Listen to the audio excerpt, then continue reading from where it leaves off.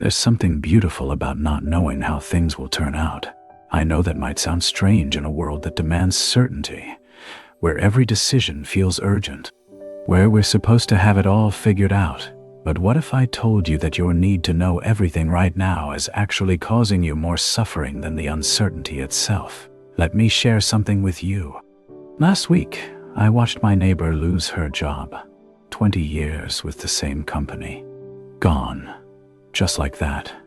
Everyone gathered around her, offering sympathy, calling it terrible luck. A disaster. The worst possible timing.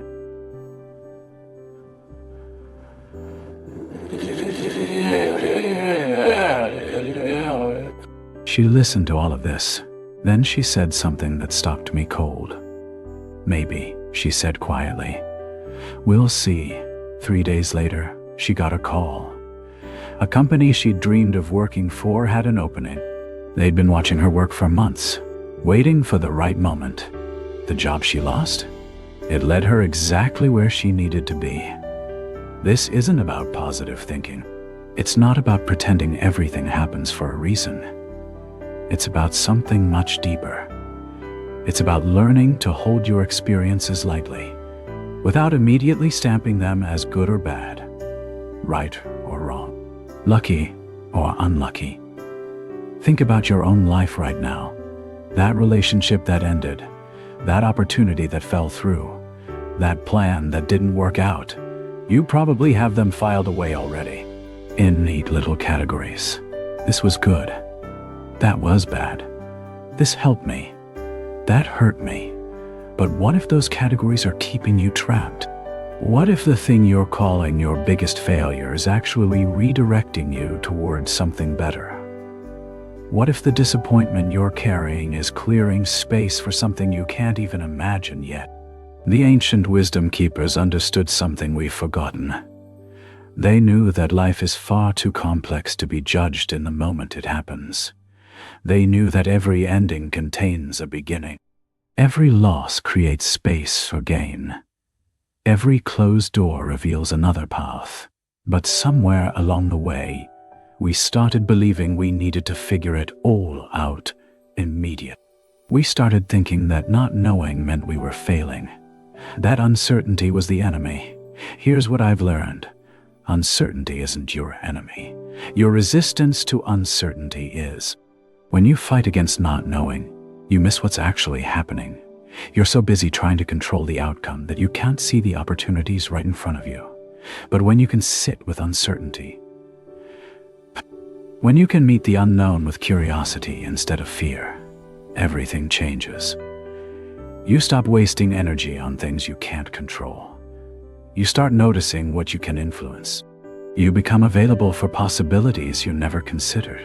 This doesn't mean becoming passive. It doesn't mean giving up or not caring. It means acting from a place of openness instead of desperation, responding instead of reacting, moving forward without needing to know exactly where you're going. I know this isn't easy.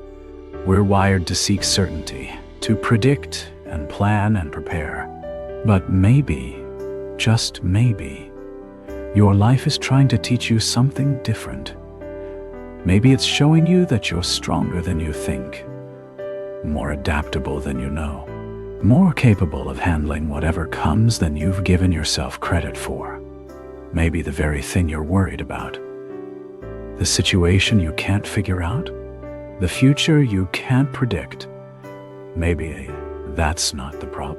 Maybe that's the invitation, an invitation to trust yourself more deeply, to release your grip on how you think things should go, to discover what becomes possible when you stop trying to control everything.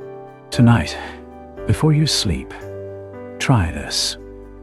Think of something in your life that feels uncertain right now, something you've been trying to figure out or fix or force into place.